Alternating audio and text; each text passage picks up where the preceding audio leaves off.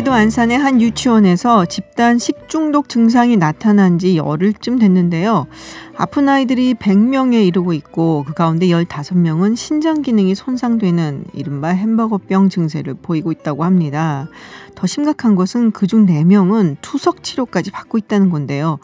역학조사에 들어간 경기도 그리고 안산시의 보건당국에서는 아직까지는 원인 규명에 대해서 뚜렷한 답을 내놓지 못하고 있습니다. 잠시 후 서울타임즈에서 관련 속보와 함께 오늘 뉴스 전해드리겠습니다. 김지은의 이브닝쇼 시작합니다.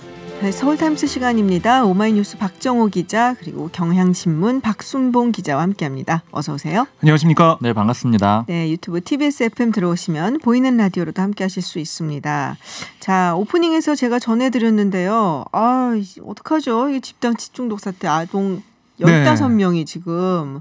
그러니까 이게 이제 사실 햄버거를 먹은 건 아닌데 그 많이 알려져 있어서 그렇게 이름이 약간 좀 불리는 것 같아요. 정확한 이름은 용혈성 요독 증후군. 네. 지금 그래서 4명은 투석 치료까지 받고 있다고 하니까요. 예.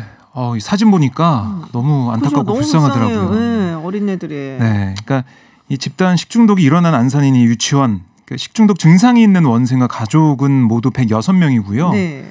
그러니까 원생이 102명, 원생의 가족 3명, 또 유치원 원장도 포함되어 있는데 이게 햄버거병을 불리는 이유가 82년도에 미국에서 있었던 맞아요. 그 사건 때문입니다.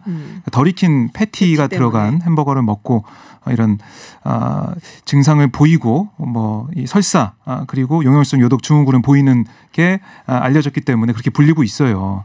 그러니까 지금 보면은 중증 상태가 4명인 거고요. 더 중증이 될 가능성이 있는 아이들이 있기 때문에 걱정이 되고 있는 상황입니다.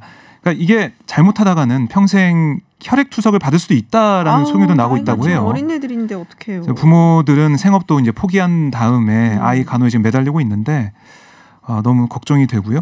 이게 사실 성인 같은 경우는 이 장출혈성 대장균에 감염이 돼도 증상 없이 호전될 수 있고 있는데 명령이 약한 아이나 어르신들 같은 경우는 이렇게 용혈성 요독 증후군 같은 합병증을 악화가 될 수 있습니다. 그러니까 신부전증이 유발이 되고 적혈구 파괴 이런 것들이 나오기 때문에요. 빈혈 현상 이런 게 있기 때문에 지금 걱정이 많이 됩니다. 자, 이게 이제 어떻게 해서 이런 일이 생겼느냐. 일단은 식중독이라니까 먹는 거에서 분명히 왔을 거고 이렇게 집단으로 했으니까는 아무래도 유치원이니까 같이 유치원에서 먹었던 것에 뭔가 문제가 있지 않았겠냐라는 생각을 좀 합리적 의심을 해볼 수 있지 않을까 싶은데요. 그렇죠. 그래서 사실은 왜 이런 일이 벌어졌는지를 보려면 식재료를 어떻게 관리했는지 그 부분을 살펴봐야 되잖아요. 근데 아직 그 원인을 밝히고 있지 못하는 게 사실은 원래 규정도 그렇게 돼 있습니다. 이 50명 이상의 이 집단 급식 시설의 경우에는 일정 기간 동안 이 보관을 하도록 돼 있는데 이게 폐기가 돼 있었던 거예요. 그래서 지금 역학조사를 해서 빠르게 원인 파악을 해야 되는데 지금 이 폐기가 돼서 조금 조사가 어려워진 그런 상황이고요. 그래서 안산시는 이걸 폐기했기 때문에 유치원에 과태료 50만 원을 부과한 상황입니다. 그런데 아무래도 피해자 가족들은 좀 의심을 하고 있어요. 일부러 그런 게 아니냐. 고의적으로 유치원에서 이걸 증거인멸을 한 게 아니냐 이런 의심을 하고 있는 그런 상황입니다. 그러니까 이 아마 의심이 가고 있는 이 음식 이제 재료라고 하겠죠. 네, 이런 거를 이제 폐기를 안 하고 갖고 있어야 되는데 이미 폐기를 해버렸다. 그러니까 일종의 증거를 버린 게 아니냐라는 의심을 가족들이 하고 있다라는 이야기인데. 그러면 역학조사가 가능한 건가요? 이 상황에서? 지금 여러 가지로 조사는 좀 하고 있는데요.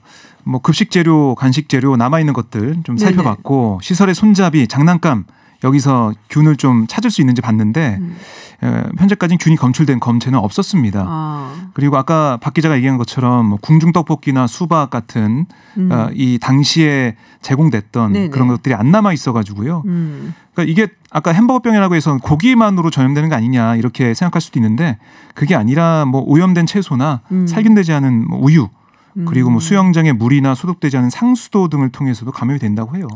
여러 가지 상황을 지금 조사는 하고 있습니다. 네, 알겠습니다. 아이들이 빨리 나았으면 좋겠습니다. 자, 국회 이야기를 해보겠습니다. 오늘 본회의 없는 건가요? 안 열렸습니다. 그럼 언제 열려요? 다음 주 월요일, 그러니까 29일 오후 2시에 지금 예정이 돼 있어요. 박병석 국회의장이 뭐라고 했냐면 오늘 좀 꽤 길게 여야 원내대표가 회동을 했습니다. 그다음에 29일 월요일에 본회의를 열겠다. 이번 임시국회 회기 내에 반드시 추경을 처리하겠다라고 밝혔거든요. 그러니까 이제는 결정된 것 같아요. 29일 오후에는 꼭 연다는 거는 결심이 섰는데 주말 동안 여야 대표들과 논의를 더 해보겠다라는 거고요. 또 의장실 쪽 얘기를 좀 들어보니까 오늘 의견 접근이 있었다고 해요. 그러니까 어느 정도 수준인지는 뭐 여당이든 야당이든 얘기를 안 해주고 있어요 지금. 네. 그거는 비공개 회동이고 회담이었기 때문에 아직 얘기할 수는 없다라고 하고는 있지만 의장실 쪽 얘기로는 뭔가 접근이 있었다. 하지만 최종 합의는 이르지 못했다 이렇게 얘기하고 있습니다. 방금 전까지 그걸 막 취재하다가 왔는데 네. 이 공보수석 비서관이 의견 접근이 있었다라고 하고 내용은 얘기를 안 해주니까 지금 기자들이 뭐 난리가 나서 취재를 하고 있는 상황인데 여당은 얘기를 안 하고요. 통합당 쪽에서는 의견 접근이 없었다. 주호영 원내대표가 이렇게 얘기를 하더라고요. 그리고 주호영 원내대표가 의원들한테 문자 메시지를 보냈는데 이 민주당과 국회의장이 국회를 독단적으로 운영하려고 하니까 주말 동안에 이 부당성을 널리 알려달라 이런 문자를 보냈어요. 그래서 네. 지금 이제 기자들은 두 가지 정도 관측하고 있는데 실제 의견 접근이 없었거나 또 하나는 어느 정도 어떤 특정한 안이 나왔는데 그러나 바로 받아들이는 모습을 보여주는 게 조금 그렇잖아요. 그래서 네. 시간을 두고 좀 성숙시키거나 아니면 좀 명분을 쌓는 그런 시간을 좀 그러니까 갖는 게 아니냐 이런 두 가지 지금 추측을 하고 있는 그런 상황입니다. 정말로 없었을 가능성은 없고요? 정말로 없었을 가능성이 네. 있죠. 그래서 그거 한 가지 그리고 그거 또 한 가지? 하나는 이제 모종의 뭐 협상안이 있는데 조금 시간을 끌어본다 이런 의미. 그렇군요. 그러니까 오늘 거기에 대해서 박성준 민주당 그 원내 대변인이 얘기를 했는데요. 기자들이 주호영 원내대표는 아까 의원들한테 보낸 메시지에서 합의 진전이 안 됐다라고 얘기했다. 문자 보냈다. 어떻게 된 거냐 그랬더니 그건 그쪽의 주장이다. 뭡니까? 같이 그러니까 얘기한 거 아니에요? 글쎄요. 지난번 11대 7 관련된 내용도 그렇고 이번 이 합의 관련된 내용도 그렇고 뭔가 있었던 것 같은데 말이 좀 달라서 저는 뭔가 있었을 것 같아요. 답답한 면이 있어요. 왜냐하면 만난 시간이 2시간 20분인데 네. 그거에 대해서 기자들이 이것저것 물어봤어요. 법사위원장 얘기 안 했냐 그랬더니 안 했다는 거예요. 근데 상식적으로 생각을 해봤을 때 얘기를 안 했을 리가 없잖아요. 네, 했을 수밖에 없잖아요. 네. 그러니까 함구하기로 딱 결정을 내리고 나서 뭐 이런 식으로 나오는 건지 그냥. 그러니까 제가 볼 때는 법사위원장 같은 경우는 글쎄요 그대로 갈 가능성이 있고 대신에 통합당이 요구하고 있는 국정조사 문제 있지 않습니까? 뭐 이걸 관련해서 어느 정도 좀 풀어내지 않았을까라는 생각도 드네요. 국정조사 관련해서요? 예, 뭐 윤미향 의원 관련된 얘기요, 뭐 대북 정책 관련된 얘기 여기에 대해서 뭔가 여당이 야당의 주장을 받아들인 쪽으로 가지 않았나 이런 생각도 듭니다. 뭐 다음 주 되면 알게 되겠죠. 네, 다음 주 월요일이면 알 수 있습니다. 저희가 전해드리도록 하겠습니다. 자, 그리고 지금 이제 문재인 대통령 공수처장 후보 추천을 해달라라고 국회에 요청을 했습니다. 네. 벌써 7월이 되어 가네요. 네, 지난 24일에 박병석 국회의장한테 이렇게 요청해달라고 했는데 오는 7월 15일이 공수처의 법정 출범일입니다. 네. 그러니까 이렇게 문재인 대통령이 보낸 건 사실은 국회 상황을 너무나 잘 알고 있죠. 그럼에도 이렇게 보낸 거는 일단 이제 검찰 개혁을 본격적으로 좀 시작을 해보겠다. 이런 신호탄을 날린 거고요. 또 한 가지는 국회가 지금 좀 지지부진한 상태잖아요. 일종의 압박을 한 걸로도 그렇게 볼 수가 있습니다. 지금 뭐 당장 국회 상황이 좋지 않기 때문에 당연히 후보 추천하고 이런 상황들이 쉽지 않은데요. 네. 이 국회가 어느 정도 정상화가 되더라도 그건 쉽지가 않아요. 왜냐하면은 이 추천위원을 이 여야 의원들로 해서 구성을 해가지고 후보 2명을 추천을 하면 이 중 1명을 대통령이 지명을 하게 돼 있는데 이 문제는 이 추천위에 야당 의원 2명이 포함이 되거든요. 그렇죠. 근데 7명의 위원 중에 6명의 동의를 얻어야 됩니다. 그러니까 이 말은 야당 의원 2명이 반대를 하면은 5명밖에 안 되니까 야당이 거부권을 행사할 수 있는 그런 구조가 되는 거죠. 그래서 이게 지금 이 원구성 협상부터 이 상황까지 다 연결이 돼 있다 이렇게 보시면 될 것 같아요. 네. 그러니까 다음 달 15일에 공수처법 시행이 되거든요. 그러니까 여기에 맞춰서 사실은 공수처가 출범이 돼야 되는데 현재로서는 불가능해 보이는 상황이고요. 그러니까 이게 21대 국회가 들어서서 새로운 국회, 뭐 이란 국회라고 얘기를 많이 했는데 결국 원구성도 그렇고 뭐 공수처도 그렇고 이게 법대로 되는 게 없는 것 같아서 원래 법대로 18개 다 가져간다면서요. 국민들이 좀 많이 답답하실 보고 싶단 것 같아요. 말이야 한번 어떻게 되는지. 네. 자, 그 외에도 또 이제 인사가 있었습니다. 국민권익위원장 인사도 냈고요. 문재인 대통령이 오늘 좀 바빴던 것 같아요. 네, 이 신임 권익위원장 전현희 전 의원을 임명을 했습니다. 강남 을 원래 그렇습니다. 네, 20대 국회의원이었는데 이번에 낙선을 했고요. 18대, 20대 국회의원을 역임했고 의원 시절에 환경노동위, 뭐 국토교통위, 보건복지위 여기서 다양한 분야에서 첨예한 사회적 갈등을 조정했다 이렇게 청와대가 판단했습니다. 뭐 최근에는 타다 관련된 그 갈등을 조정하면서 네네. 또 주목을 받기도 했었죠. 그래서 뭐 박은정 권익위원장이 임기를 마치고 내려오면서 아마 28일 공식 임명될 예정이고요. 그다음에 한상혁 이 방통위원장 후보자는 지난해 9월에 부임을 했죠. 네. 이호성 전 위원장의 자녀 임기 1년을 채웠고요. 국회 인사청문회를 통과하면 연임을 하게 됩니다. 또 김창룡 경찰청장 후보자 이제 민감용 청장이 이제 내려오기 때문에 후보자로 지목이 됐고 치안 업무 전반에 대한 경험이 풍부하고 현장 업무뿐 아니라 탁월한 정책 기획 능력과 추진력이 있다. 이렇게 청와대는 평가를 했습니다. 통일부는 아직 얘기가 없네요. 그렇군요. 근데 방금 얘기하셨는데 인사청문회 이제 이게 쉽게 되겠나 싶은 생각이 좀 들긴 하거든요. 물론 뭐 그냥 밀어붙이면 할 그렇죠. 수는 있겠지만 네, 이 국민권익위원장은 일단은 인사청문회는 네. 필요 없고요. 나머지 두 자리 방통위원장하고 경찰청장은 인사청문회 네. 거쳐야 됩니다. 그런데 인사청문회 거치더라도 뭐 표결 절차를 거쳐야 되는 건 아니거든요. 그냥 인사청문회 과정을 거치는 그렇죠. 것이기 때문에 이 대통령이 임명을 하고자 한다면은 그냥 임명을 할 수가 있는 그런 구조인 거죠. 근데 다만 이 아까도 말씀드렸지만 이 공수처 문제도 그렇고 이 모든 것들이 국회에서 이뤄지는 이 모든 문제들이 다 연결이 돼 있잖아요. 지금 원구성 협상부터 아무래도 야당이 칼을 갈게 되면 분명히 그 절차가 쉽지는 않을 거예요. 뭐 송곳 검증 같은 것들이 이루어진다거나 이런 식으로 진행이 될 수 있기 때문에 그것들은 좀 더 지켜봐야 될 것 같습니다. 네. 자, 다음 이야기는 대통령이 이제 협력을 하라는 방법까지 했는데 지금 추미애 법무부 장관 윤석열 검찰총장 일단은 추미애 법무부 장관이 윤석열 검찰총장을 거의 뭐 작정하고 이야기를 했습니다. 꽤 심한 말까지 했어요. 사실은 내 말 안 들어서 뭐 이렇다부터. 네. 네. 뭐 어제 나왔던 발언에 또 관심이 쏠렸는데요. 그러니까 이른바 한명숙 사건 관련해서 윤 총장이 대검 인권부장에게 사건을 총괄하라고 지시한 건 그 장관의 지시를 묵살한 거다라고 비판을 했습니다. 그러니까 저의 지시를 절반을 잘라 먹었다. 장관의 말을 겸허히 들으면 좋게 지나갈 일을 새삼 지휘랍시고 해가지고 일을 더 꼬이게 만들었다. 그래서 제가 제 지시를 하겠다. 내 말을 못 알아들었으면 뭐 이렇게 좀 강하게 지적을 했죠. 저라면은 제가 윤석열 검찰총장이면 가장 기분 나빴을 부분은 네. 법기술자 부분이었을 것 같아요. 며칠 전에 했던. 네. 법기술자다. 그러니까 굉장히 그 검사로서는 굉장히 자존심이 상하는 발언이 아니었나. 근데 그런 말도 했다고 그러더라고요. 뭐 황운하 의원이 뭐 해도 되지 않겠냐. 검찰개혁을 뭐 이런 얘기도 했다. 뭐 이런 얘기 보도도 나왔는데 그럼 계속해서 이제 윤석열 총장을 향해서 던지는 여러 가지, 거죠. 네. 시그널과 또 여러 가지 얘기를 하고 있는데요. 근데 추미애 장관은 사실 어떻게 보면 지금 장관이지만 또 정치인이기도 하고 네. 뭐 어떤 생각이 있으니까 이런 말을 하지 않았을 거예요. 더군다나 대통령이 협력을 하라고까지 말을 했는데 바로 또 이런 말을 한 거 보면. 네. 그러니까 협력을 하려고 했는데 그러니까 그 추 장관 좀 생각을 좀 해보면 협력을 하려고 했지만 이 협력 관계라고 볼 수가 없는 관계잖아요, 사실은. 법무부 그 외청으로 검찰총장이 있는 거고요. 네. 그렇기 때문에 여러 가지 지시를 내린 거고 그동안 왜 근데 지시도 없었고 여러 가지 협력 관계가 잘 됐는데 왜 이렇게 됐냐.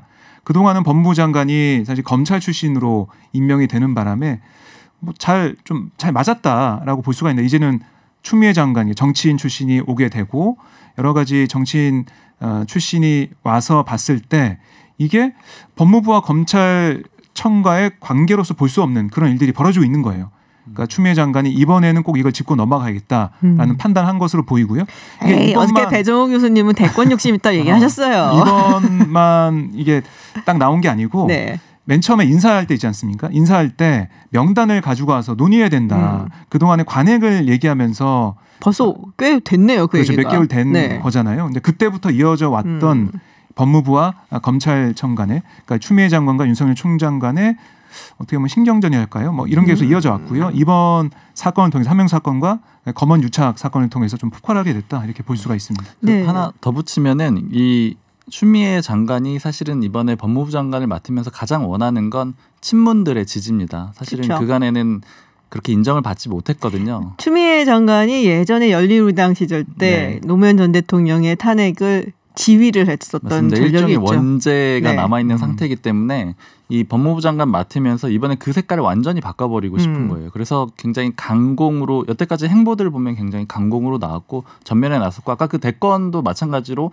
그 친문들의 지지를 얻어야만 대권에 나설 수 있다 이런 판단으로 계속 이 윤석열 총장을 때리는 걸로 그렇게 보입니다. 네, 통합당의 김종인 비대위원장이 이 부분에 대해서 상당히 신랄하게 비판을 했습니다. 뭐 민주주의의 근본을 해친다라고까지 얘기를 했어요. 저는 좀 인상적이었던 게 이 추미애 장관을 지목해서 개인 인성의 문제다 이렇게 얘기를 했는데, 그러니까 이렇게 얘기를 한 거예요. 지금 이 검찰총장과 법무부 장관이 지휘성으로 좀 높아서 이런 식으로 나오는지는 모르겠는데 네. 검찰총장도 사실 국회 청문회 통해서 대통령이 임명하는 자리이기 때문에 대등한 자리다. 그런데 저런 식으로 거친 말들이 오가는 건 그건 개인 인성의 문제가 아니냐 이렇게 비판을 했습니다. 네. 근데 어떻게 보면 윤석열 총장이 살아있는 권력을 향해서 뭐 칼을 대고 열심히 수사하겠다고 했는데 최측근인 그 한동훈 검사장에 대해서는 사실 검사장도 어떻게 보면 살아있는 권력으로 볼 수가 있는데 그렇게 열심히 수사하지 않는 모습을 보이니까 추미애 장관이 오히려 이거는 그냥 볼 수가 없다. 뭐 이렇게 판단한 것도 있는 것 같아요. 알겠습니다.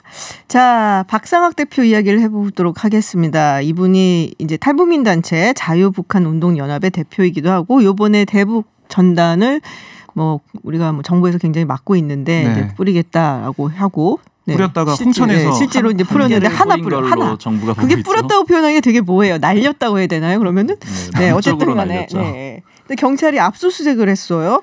네, 서울지방경찰청 보안수사대가 법원으로부터 영장을 발부받아서요. 네. 오늘 오전 서울 모처에서 박상학 대표를 만나서 휴대전화랑 차량 등에 대한 압수수색을 진행을 했습니다. 그리고 송파구에 있는 이 단체 사무실 그리고 동생이 운영하는 박종호 대표가 네. 운영하는 큰샘 사무실에 대해서도 압수수색 영장을 집행을 했어요. 근데 이들 변호인의 얘기는 뭐냐면 이 압수수색 영장의 혐의가 지나치게 포괄적으로 기재돼 있다. 그러니까 뭐냐면 남북교류협력법, 공유수명관리 및 매립에 관한 법률, 고압가스 안전관리법, 기부금품의 모집과 사용에 관한 법률 위반 이 혐의로 압수수색을 받았는데 이게 너무 포괄적이다. 압수수색 집행도 너무 신속하다. 간첩을 잡는 기관인 경찰 보안수사대가 오히려 북한 주민을 도우려고 한 사람에 대해 이렇게 수사하는 것은 부적절하다. 이런 변호인들의 주장이 있었고요. 과연 조국 전 장관이나 윤미향 의원에 대해 이런 식으로 했냐, 압수수색을 진행했는지 판단해봐라. 얼마나 모순되고 잘못된 판단인지 알 수 있을 것이다. 이런 주장까지 펼쳤습니다. 지금 딱 귀에 들었더니 고압가스 관리 그게 수소가스가 없어서 헬륨가스 내부 네. 그거 얘기하는 비싼 거죠? 걸로 했다고 뭐라고 했죠. 그렇군요. 근데 이 박 대표가 그 언론사 취재진 폭행했다라는 얘기가 있어요. 네. 지난 23일에 SBS 취재진들 모닝와이드 팀이었는데 이 자택을 찾아갔습니다. 찾아갔을 때는 박상학 대표가 집에 없었어요. 그래서 이 뭐 만날 수 있느냐 전화 좀 해줄 수 있느냐 이러고 있는 상황에 그때 박상학 대표가 집에 도착을 합니다. 그래서 그걸 보고 저도 영상으로 봤는데 이 주먹으로 이렇게 흔히 취재진과의 갈등이 있을 때 사실은 좀 몸으로 밀고 이런 수준은 많이 봤는데 주먹으로 정말 정확하게 얼굴 같은 데를 때리고 또 여성 PD가 있었는데 네네. 머리를 잡아 끌고요. 그리고 벽돌도 던졌고요. 네. 어이구. 그래서 한 명은 뇌진탕을 앓고 있고 두 명이 좀 부상이 심하다 그래요. 그래요? 그래서 경찰은 지금 박 대표에 대해서 이 혐의로 이 수사를 하고 있는데 이 오히려 박상학 대표는 SBS를 고소를 했습니다. 이 아들의 신변을 지키기 위해서 한 일이다라고 하면서 고소를 했습니다. 오늘 뭐라고 했냐면 오늘 기자들 만나서 독침과 총 뭐 이런 걸로 끊임없이 공개 협박을 받고 있다. 미성년 아들이 있는데 김정은더러 아들이 이렇게 생겼다. 죽여라 한 것 아니냐. 그러면서 자신의 행위가 정당했다. 독침과 총이라고 만드는 것은 이제 북한 측에서 그렇습니다. 근데 김정은 위원장한테 자신의 아들의 모습이 보여준 것이다. 얼굴이 공개되면 어떻게 하냐. 뭐 이런 취지의 주장을 펼쳤습니다. 그렇군요. 모자이크 처리 안 해주나요? 뭐 할 수 있겠죠. 근데 저도 한 몇 년 전인가 이 접경 지역에 박상학 대표가 전단 산포할 때 취재 간 적이 있어요. 네네네. 그때 뭐 주민들도 막으려고 했고 시민단체도 막으려고 했고 경찰도 와서 중재하려고 있었거든요. 저도 좀 위협감을 느꼈던 기억이 있어요. 굉장히 좀 약간 폭력적인 그런 모습을 많이 보이거든요. 맞을 뻔한 거예요? 네, 좀 무서웠습니다. 맞진 않으시고요. 네, 경찰들이 있어서 그래 괜찮았는데 그런 걸 좀 느꼈기 때문에 이번 사건을 보면서 좀 힘들었겠다는 생각이 들더라고요. 아유, 우리 박 기자 다행이에요. 별일이 없어서. 알겠습니다. 자, 이재용 부회장 이야기를 해보겠습니다. 대검찰청 수사심의위원회 이재용 삼성전자 부회장을 재판에 넘기는 것이 타당한지 이 부분에 대한 심의가 들어갔습니다. 네. 원래 오늘 5시 50분까지 이제 마무리가 되는 걸로 예정이 돼 있었는데 나왔어요? 아직 속보 같은 게 없네요. 아마 결과가 안 나온 걸로 지금 보입니다. 이게 10시 반에 시작했거든요. 근데 계속 진행이 되고 있고 오전에는 이 검찰 측에서 의견서를 내서 현안 의원들이 검토를 하는 거고 네. 오후에는 삼성 측 의견을 들으면서 여러 가지 판단하고요. 이후에는 양측을 상대로 질의와 토론 등을 거쳐서 최종 결론이 내려집니다. 근데 15명이 현안 위원들이에요. 네네. 근데 그 양창수 위원장이 자신이 직무를 회피했잖아요. 네. 빠지면서 14명이 됐는데 15명인데 그 위원장 역할을 할 사람이 1명 빠졌어요. 네네. 그래서 14명이 투표를 합니다. 근데 만약에 7대7이 나오게 되면 네. 그냥 아무런 결정하지 않고 회의를 마치게 되는 거고요. 근데 보통은 만장일치로 결정하려고 한대요. 근데 이게 안 될 때는 투표까지 하는데 7대7 나오면은 아무것도 안 되는 상황인데요. 아직까지는 정확한 결과가 안 나온 걸로 보입니다. 그렇군요. 결과가 나오면 검찰이 따를 의무는 없는 거잖아요. 그렇죠. 이브닝 쇼에서 조금씩은 네. 언급을 몇 번 해드렸었잖아요. 이게 앞서서 있었던 게 8번인데 그 8번의 권고안은 모두 검찰이 수용을 하긴 했습니다. 그런데 전혀 강제력은 없고 참고용이거든요. 근데 그래서 특히 이번에는 만약에 검찰이 그 결과와 좀 정반대되는 행보를 할 수 있다라는 관측도 있는데 그러니까 예를 들면 불기소 의견이 나왔을 네네. 경우에요. 그럴 때 검찰이 기소를 강행할 수도 있는데 그 이유가 검찰은 이미 재판에서 이 다룰 만큼 충분히 정보가 있다라고 생각을 하고 있어요. 증거가. 그렇기 때문에 나올 수 있고 또 반대로 이 부회장 측도 이 기소 권고로 나오더라도 이게 뭐 유죄를 뜻하는 건 아니다라고 그 의미를 좀 축소하면서 갈 수 있겠죠. 네, 알겠습니다. 자, 서울타임즈 오늘 여기까지 듣도록 하겠습니다. 지금까지 경향신문 박순봉 기자 그리고 오마이뉴스 박정호 기자였습니다. 고맙습니다. 고맙습니다. 감사합니다. 경기도 안산의 한 유치원에서 발생한 집단 식중독 사태가 일파만파 커지고 있습니다. 현재까지 식중독 증상을 보이는 원생만 100여 명에 달하고 있고 이 중에서 15명은 신장까지 손상되는 용혈성 유독 증후군 이른바 햄버거병 증상을 보이는 것으로 알려졌는데요. 보건당국은 단체 급식 과정에서 식중독이 발생한 것으로 보고 있긴 합니다만 유치원에서 제공한 음식 중 일부가 규정대로 보관되지 않은 것으로 알려지면서 정확한 원인을 찾는 데는 어려움을 겪고 있습니다. 이런 가운데 유치원 측이 아이들 간의 전파로 식중독이 발생한 것이 아니냐라는 주장을 한 것으로 전해지면서 피해 학부모들이 거세게 반발하고 있습니다. 네, 식품법률연구소장을 맡고 계신 김태민 변호사 연결해서 이야기 들어보겠습니다. 안녕하세요, 변호사님. 네, 안녕하십니까. 네, 우리 변호사님께서는 영양사 면허도 갖고 계시는 그야말로 이쪽 식품 쪽 관련돼서는 아주 전문 변호사세요. 예, 일단 제가 식약처에서도 근무를 했었고요. 그래서 대한변호사협회 식품전문 변호사로 등록되어 있습니다. 그러시군요. 그러면 이 문제는 정말 전문성이 아주 뛰어나시다라고 볼 수 있을 것 같은데요. 사실 이게 뭐 햄버거병이라고 언론들이 보도는 하고 있는데 이번에는 뭐 햄버거랑 관련이 있는 건 아니잖아요? 맞습니다. 예. 네, 그래서 구체적으로 좀 어떤 질병인지 좀 설명을 좀 부탁드릴게요. 일단 우리가 이게 햄버거병이라고 사람들이 말하게 된 이유는 1980년대 미국에서 네. 병이 발생할 때 이제 햄버거가 원인이 됐었고요. 그래서 이제 이 햄버거병이라는 그 이름이 미국에서부터 이제 그 출처가 시작된 것인데 네. 사실 우리나라에서는 지금까지 이렇게 집단으로 발병된 적이 한 번도 없었습니다. 그리고 여태까지 이 어떤 수십 년간 우리가 햄버거를 먹어오면서도 이 햄버거로 인해서인 건지 사실 정확한 원인이 밝혀지진 않아서 네. 그래서 이제 정식 명칭인 아까 말씀하신 용혈성 요독 증후군으로 하는 게 맞는 것 같습니다. 일단. 그렇군요. 그럼 뭐 다른 음식이라든지 이런 걸 통해서도 걸릴 수 있는 질병이다라는 말씀이시잖아요. 맞습니다. 우리 야채나 야채를 과일 같은 주스를 통해서도 우리가 걸릴 수가 있고요. 일반적으로 이제 소고기를 통해서 많이 걸리는 이유는 일반 고기가 아니라 우리 네. 분쇄 가공육이라 그래서 이제 다진 고기 있죠. 네네. 다진 고기를 아무래도 굽다 보면 겉에는 빨리 익어서 탈 수도 있지만 이 내부는 잘 안 익혀지는 경우가 네네. 많이 있습니다. 그래서 이제 그런 분쇄 가공육의 경우에 이런 증상, 용혈성 요독 증후군이 발생할 가능성이 많다는 게 일반적인데 네. 사실상 이번 경우도 마찬가지겠지만 뭐 수영장 물이나 뭐 호수의 물에서도 발생된 적이 있었고 네네. 야채나 뭐 이런 곳에서 발생할 수 있기 때문에 단순히 어떤 뭐 소고기나 이런 축산물 때문에 발생했다라고 규정짓기는 어렵습니다. 아, 그렇군요. 그러니까 이게 분쇄된 그 고기, 그러니까 다진 고기 여기서 이제 발생할 수 있다. 그러니까 겉에는 익었고 안에는 익지 않아서 스테이크 같은 거랑은 또 다른가 봐요? 예, 그건 좀 다릅니다. 그래서 우리 일반적으로 우리 햄버거 그 가게 프랜차이즈에서 파는 그 고기들이 네. 일반 우리가 스테이크가 아닌 그 고기들을 이렇게 다져서 쉽게 얘기하면 우리 그거를 이제 축산물위생관리법에서는 분쇄 가공육이라고 하는데요. 네네.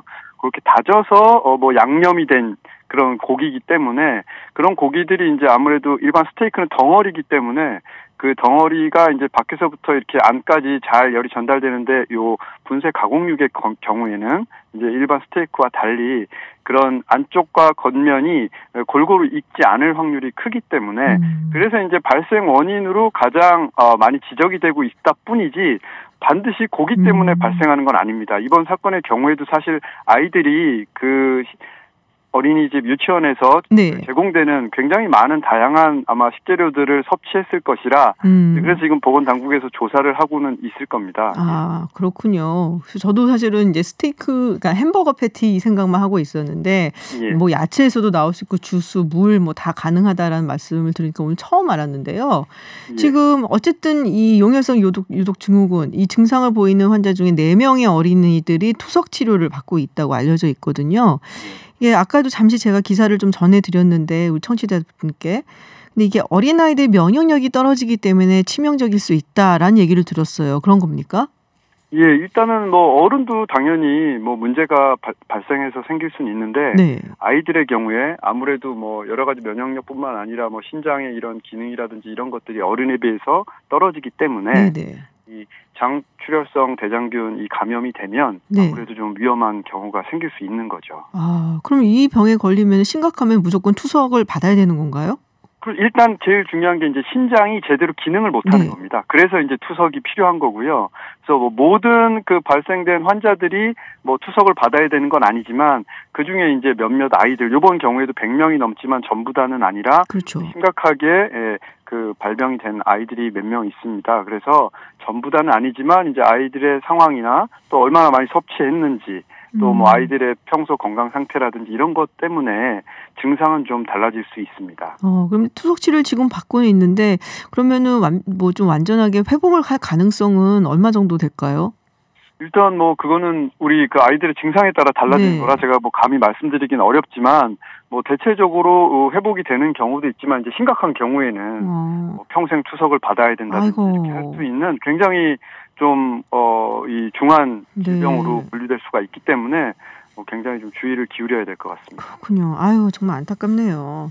예. 아 근데 이 식중독 사태 왜 발생했는지 이 부분 이제 원인을 규명을 해야 되는 거잖아요. 근데 이거 지금 나타난 게 처음 증상 나타난 게 12일이고 그리고 16일에 처음 신고가 됐고 근데 역학 조사를 하려면은 이제 그때 먹었었던 음식들 이런 재료들이 보관되어 있었는데 이게 유치원 측이 이미 폐기를 했단 말이에요.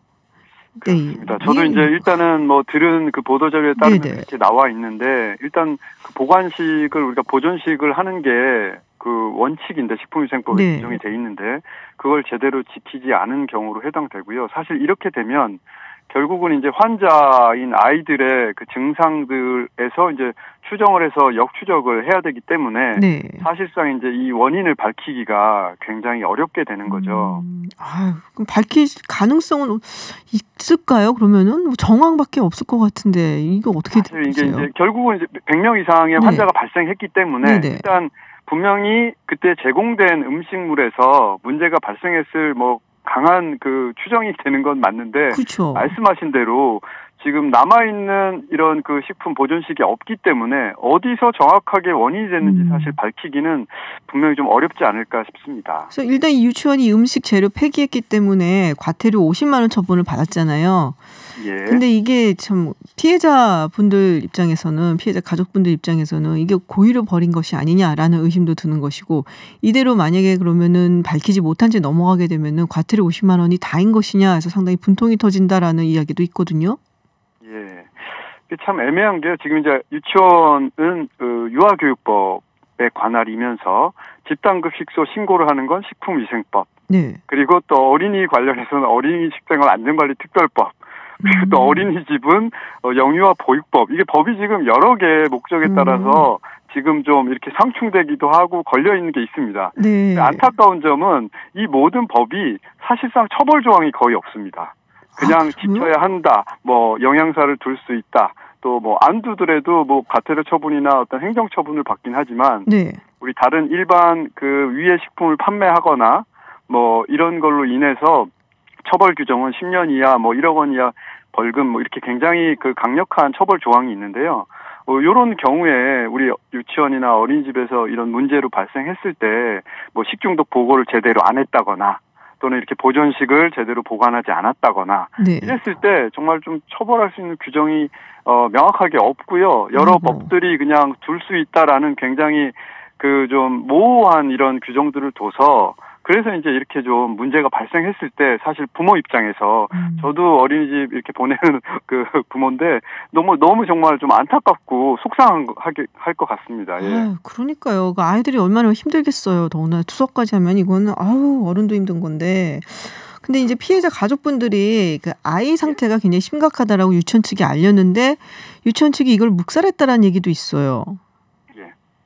그 일단 유치원의 경우에 지금 이 경우에 뭐 180명 이상 원생이 있다고 들었는데요. 아마 집단급식소 그 식품위생법에 따른 집단급식소 신고를 했을 거고요. 네. 집단급식소의 경우에는 그 운영하는 운영자가 식중독이 발생하면 그 지방자치단체 장에게 바로 보고를 하도록 돼 있습니다. 그렇게 하면서 우리 식중독 체계상 당연히 우리 그 학생들의 부모에게도 정확한 그 사실을 고지를 해야 아이들도 그렇죠. 당장 증상이 일어나지 않더라도 또 잠복기가 있을 수도 있고 또 여러 가지 그 예우를 또 지켜봐야 되기 때문에 부모 입장에서는 조금의 증상이 나도 사실 그게 왜 아픈지 모르면 바로 또 병원에 데려가기 어려울 수도 있고 또 굉장히 중한 그런 증상이 일어날 경우엔 응급실을 가야 하거나 이런 문제가 발생할 수 있는데 만약에 유치원에서 그런 식으로 처리를 했다면 그거는 굉장히 나중에 이제 심각한 문제가 될 수 있겠죠. 해서는 안 되는 일이죠. 네. 근데 영양사 없었다고 하는 얘기도 있더라고요. 보도를 보니까. 그게 저도 사실 이제 정확하게 지금 확실하게 모르겠는데 사실 100명 이상이면 분명히 영양사가 있어야 되는 게 맞습니다. 네. 네. 그거는 아마 지금 그 관할 행정기관이 우리 식약처나 이런데 명확하게 지금 제가 알아보질 못해서 정확히 있었는지 없었는지 사실 파악을 못했는데요. 100명 이상이면 무조건 있어야 되는 건 맞습니다. 100명 이상이면 무조건 있어야 되는 것이다. 예, 맞습니다. 유치원엔 100명 이상이면 있어야 되는 건 맞습니다. 그렇군요. 근데 유치원 측에서 이 원생 간의 전파가 이루어졌을 수도 있다라는 주장을 또 한다고 하는데 이게 어떻게 이루어지는 것인지. 그거는 좀 비과학적인 것 같고요. 네. 이 식중독은 어떤 뭐 사람이 우리 뭐 호흡기나 뭐 손 뭐 이렇게 접촉을 통해서 일어나는 게 아니라 결국은 음식물을 통해서 일어날 수 있는 것이기 때문에 제가 볼 때 정말 그런 말을 했는지 의심스러울 정도로 좀 비과학적인 그런 그 대응이라고 보여집니다. 네. 근데 이 해당 유치원이 한 2년 전인가요? 교육청 감사에서 3억 원의 유치원비를 빼돌려서 부정 사용을 했다가 적발이 된 적이 있었다. 그래서 조금 좀 문제가 있었다 이전에도 이런 얘기가 있더라고요. 그럼 교육 당국에서 좀 더 철저하게 감시라면 좀 이상하네요. 감독 관리를 했어야 되는 것이 아니냐라는 얘기도 있더라고요. 그게 이제 아까 제가 그 여러 가지 법이 지금 적용된다고 말씀드렸는데요. 결국은 이제 이런 유치원 교육도 지금 어차피 관련이 있는 거고 뭐 보육도 또 관련이 있는 거라 지금 또 이런 식중독이나 이런 음식에 관한 건 또 식약처, 그다음 또 지방자치단체, 뭐 보건복지부, 교육부 이런 여러 그 부처 간에 이 명확하게 지금 법령이 각자 다 다르게 가지고 있습니다. 다르게 가지고 있어서 물론 취지가 다르기 때문에 법이 만들어지는 건 맞는데 그 법을 좀 이렇게 조화롭게 운용을 해서 엄격한 관리 주체를 좀 명확하게 정하고 그거에 따라서 위반 시 명확하게 처벌할 수 있거나 행정처분 조항 등을 만들어야 되는데 이제 그런 것들이 조금 미흡하지 않나 이제 제 입장에서는 좀 그렇게 생각이 됩니다. 그렇군요. 자, 뭐 우리 청취자분들도 뭐 지금 아이들이 너무 안타깝다는 문자 많이 보내주고 계십니다. 언제나 푸르님이 어른도 힘든 투석을 아이들이 받아야 한다니 너무 화가 나도 슬프다라는 말씀을 하셨어요. 그러니까요, 이 투석이라는 게 보통 일이 아닐 텐데 또 이게 뭐 지금 잠깐 끝났으면 정말 좋겠다라는 생각도 해보게 됩니다. 네, 오늘 유치원에서 있었던 식중독 사건에 대해서 굉장히 자세하게 우리 김태민 변호사께서 말씀해 주셨습니다. 오늘 고맙습니다. 예, 감사합니다. 네, 지금까지 식품법률연구소장을 맡고 계신 김태민 변호사였습니다. 네, 잠시 후 3부에서는 러시아 현지 시간으로 어제부터 시작된 개헌투표, 이 개헌투표가 가지는 의미는 무엇인지, 그리고 푸틴 대통령의 장기 집권 가능성은 얼마나 되는지 강희훈이 국민대 유라시아학과 교수와 함께 이야기 나눠보고요. 또 4부에서는 IT 속으로 기다리고 계시죠? 애플사가 EU로부터 또다시 반독점 조사를 받게 됐습니다. 그 이유는 또 무엇인지 한번 알아보도록 하겠습니다. 저는 7시에 김지윤의 픽으로 돌아오겠습니다.